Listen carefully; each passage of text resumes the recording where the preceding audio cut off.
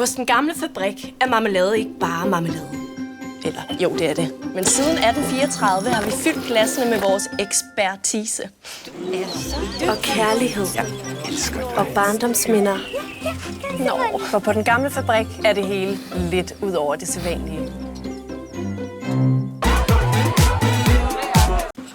Hvad bærer til? Skal du have en BMO? Kan du ikke bare kalde en bolle med ost? Nej, jeg skal have en BMO MDGF. En bolle med ost ved den gamle fabrik.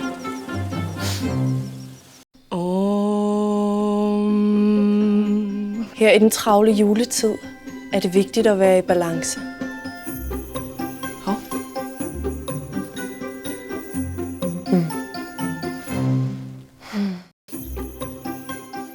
Så ræk mig marmeladen.